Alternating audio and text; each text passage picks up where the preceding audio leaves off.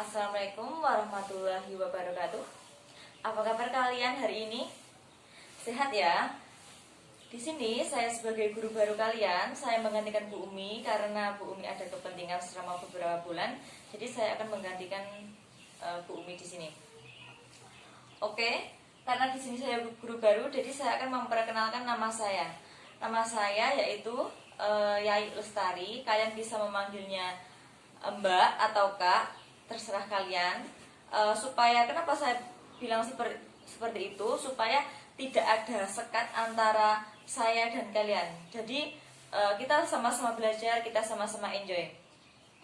Itu yang pertama. Dan yang kedua, walaupun kalian memanggil saya Mbak atau Kak, tapi tetap menghargai ya. Saya menghargai kalian dan kalian juga menghargai saya. Untuk pembelajaran kita pertama yaitu santai tapi serius. Supaya mempersingkat waktu kenalannya, saya minta kertas, silahkan tulis nama kalian, cita-cita kalian. Dan sebelum ke materi pertama, saya ingin bercerita dulu ya. Manusia setiap hari itu pasti berkomunikasi, dan manusia merupakan makhluk sosial. Apakah yang dimaksud dengan makhluk sosial? Ada yang tahu? Iya, kamu. Makhluk sosial adalah manusia yang tidak bisa hidup sendirian. Dan materi kita hari ini adalah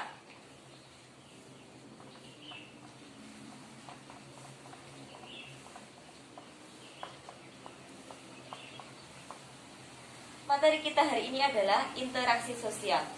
Apa yang dimaksud dengan interaksi sosial? Ada yang tahu? Ya, kamu.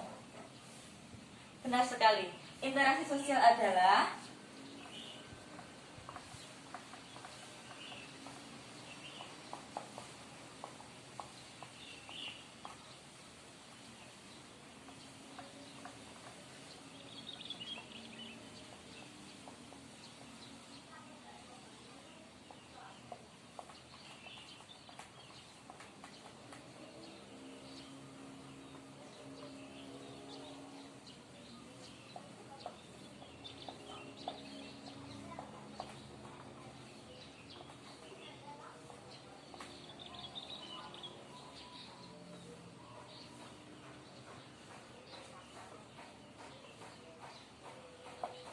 tulisannya jelek gak apa-apa ya. Yang penting kan masih bisa kebahasa dan masih bisa jelas. Interaksi sosial adalah hubungan timbal balik antara individu dengan individu, individu dengan kelompok, dan kelompok dengan individu, individu dengan individu. Contohnya, Ani berbicara dengan Ana. Itu adalah contoh antara hubungan individu dengan individu. Yang selanjutnya adalah individu dengan kelompok. Saya mengajar di kelas dan kalian sebagai murid. Jadi guru dengan seorang murid-murid itu adalah individu dengan kelompok. Yang selanjutnya adalah kelompok dengan kelompok. Kelompok dengan kelompok contohnya pertandingan antara tim basket SMP 1 melawan tim basket SMP 2. Yang selanjutnya adalah ciri-ciri interaksi sosial. Dan yang kedua adalah ciri-ciri interaksi sosial.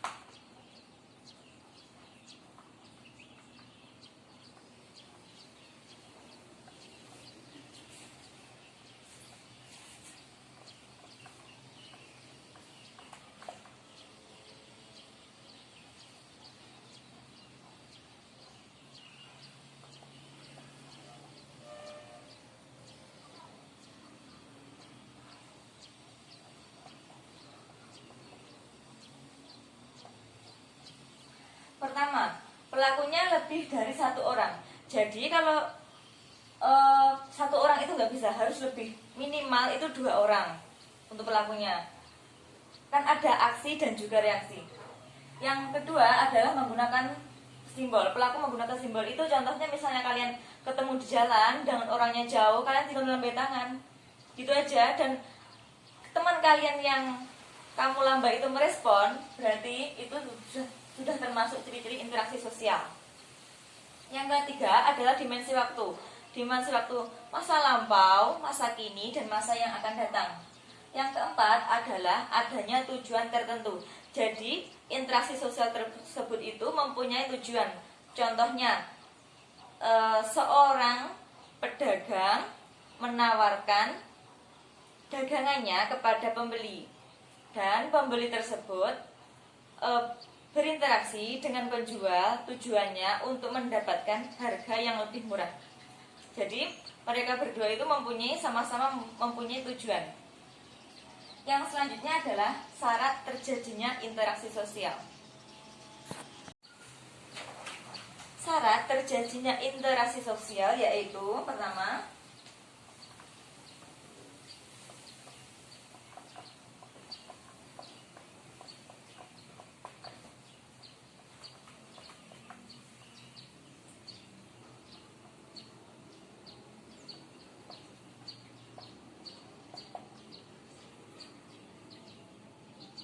yang pertama adalah kontak sosial.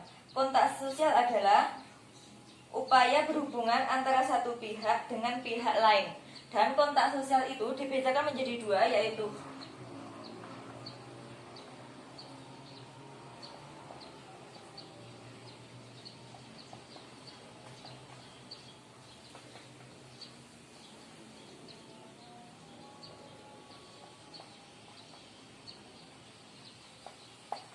kontak sosial primer. Kontak sosial primer adalah secara langsung atau tatap muka, yaitu melalui fisik, misalnya jabat tangan atau berbicara secara lisan.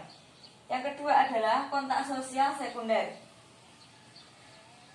yaitu melalui perantara seperti chatting atau melalui perantara orang lain. Contohnya, melalui perantara orang lain, saya menyampaikan pesan kepada Dina melalui Ana supaya belajar keras untuk memperbaiki nilainya yang kurang.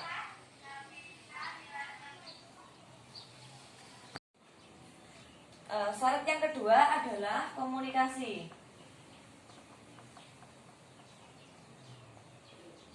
Komunikasi yaitu proses penyampaian ide atau gagasan dari satu pihak ke pihak yang lain, tujuannya adalah untuk mempengaruhi keduanya.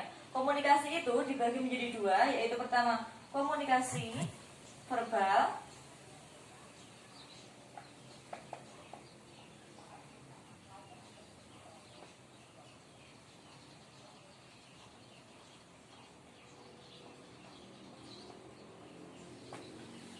yang pertama adalah komunikasi verbal. Komunikasi verbal itu adalah komunikasi secara lisan. Nah, yang komunikasi nonverbal itu komunikasi menggunakan seperti lambaian tangan atau gestur tubuh. Itu yang selanjutnya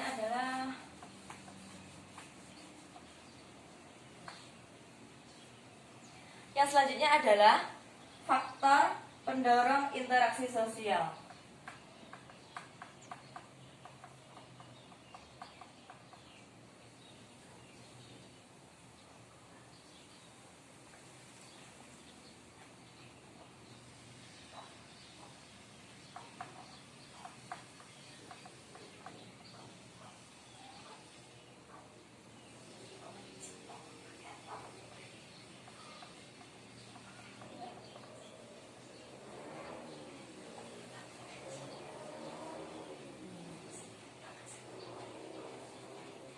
Yang pertama itu adalah imitasi.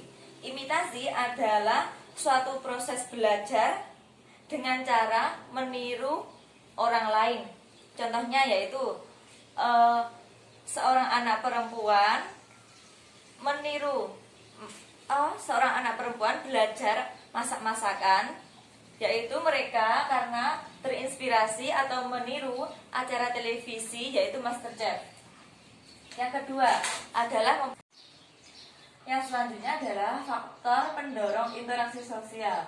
Yang pertama adalah imitasi. Imitasi ini adalah meniru. Contohnya yaitu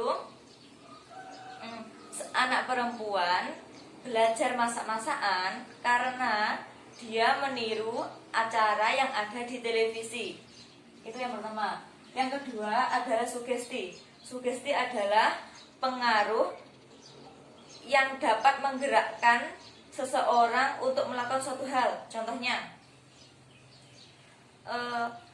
ada seseorang, mereka bilang begini, berobatlah ke dokter itu karena dengan dokter itu pasiennya itu banyak yang sembuh. Akhirnya orang tersebut menuruti orang itu untuk berobat ke dokter. Itu sugesti. Yang kedua adalah simpati.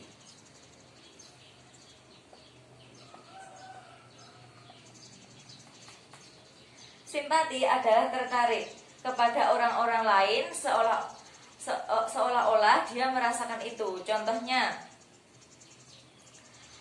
Ana menolong Ani pada saat ia kecelakaan. Itu adalah simpati. Mereka hanya merasakan aja.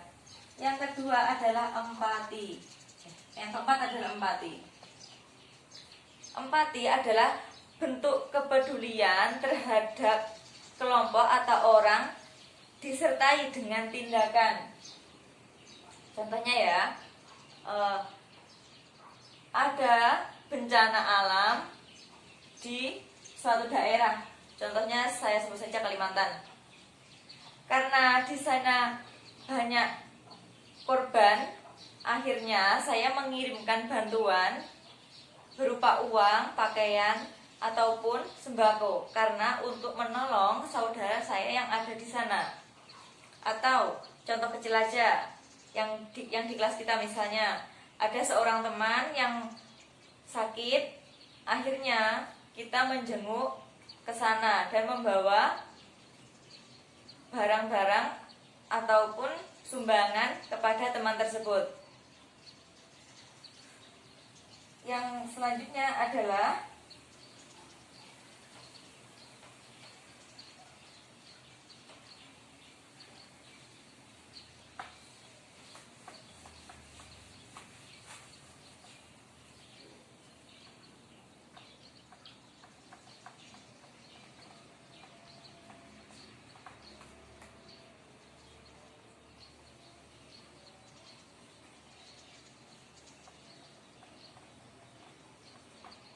yang selanjutnya adalah bentuk-bentuk interaksi sosial. Yaitu yang pertama ada proses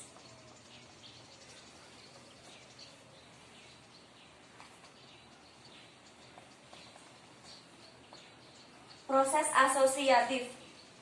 Proses asosiatif ini adalah mengarah pada pandangan yang positif. Contohnya yaitu di sini ada kerjasama. Yang pertama, kerjasama antar perorangan atau kerjasama antar individu dengan kelompok ataupun kelompok dengan kelompok. Yang kedua adalah akomodasi. Akomodasi yaitu adalah usaha untuk meredakan suatu tantangan tanpa menghancurkan pihak lawan. Biasanya melalui arbitrasi, mediasi, toleransi, atau sklemate. Yang ketiga adalah asimilasi. Yang ketiga adalah asimilasi.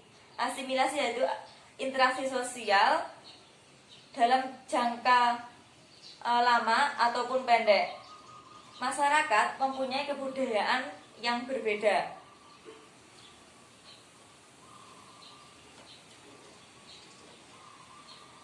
Yang selanjutnya adalah bentuk interaksi sosial dalam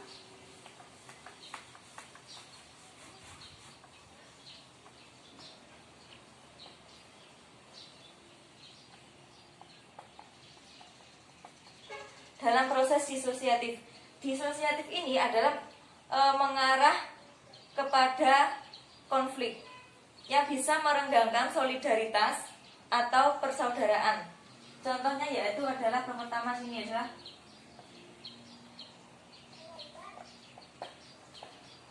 kompetisi. Kompetisi ini adalah proses individu atau kelompok yang bersaing untuk mencari keuntungan dalam bidang tertentu. Contohnya di sini ada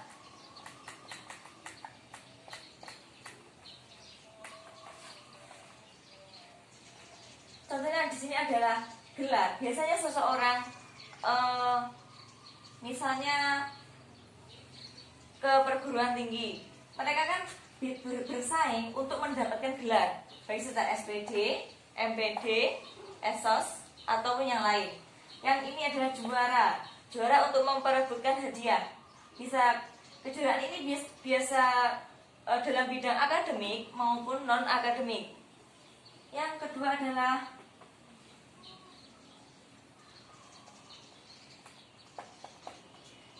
adalah kontravensi. Kontravensi ini adalah sikap mental yang bersembunyi terhadap orang lain, terdapat unsur-unsur kebudayaan suatu golongan tertentu. Yang ketiga, konflik. Konflik merupakan masalah sosial yang timbul karena terjadi perbedaan pendapat. Dan konflik yang besar itu biasanya disertai dengan ancaman. Itu adalah pembelajaran dari saya. Apabila penting kalian dicatat ya. Kalau misalnya tadi tidak bisa mencatat, nanti akan saya kasih softwarenya dan saya kirim ke WA ke grup WA kalian. Jadi kesimpulannya kita belajar hari ini adalah pertama yaitu kita belajar apa? Interaksi sosial. Interaksi sosial adalah hubungan timbal balik antara individu dengan individu, individu dengan kelompok, ataupun kelompok dengan kelompok. Yang selanjutnya adalah ciri-ciri interaksi sosial. Ciri-ciri interaksi sosial itu pertama, pelakunya lebih dari satu orang. Yang kedua, pelaku menggunakan simbol. Yang ketiga adalah dimensi waktu. Yang keempat ada tujuan tertentu. Syarat terjadinya interaksi sosial yaitu yang pertama, kontak sosial dan komunikasi. Cukup sekian ya dari saya. Dan apabila ada kurangnya saya mohon maaf. Dan apabila ada pertanyaan, apakah ada yang bertanya? Jika tidak ada yang bertanya, saya tutup.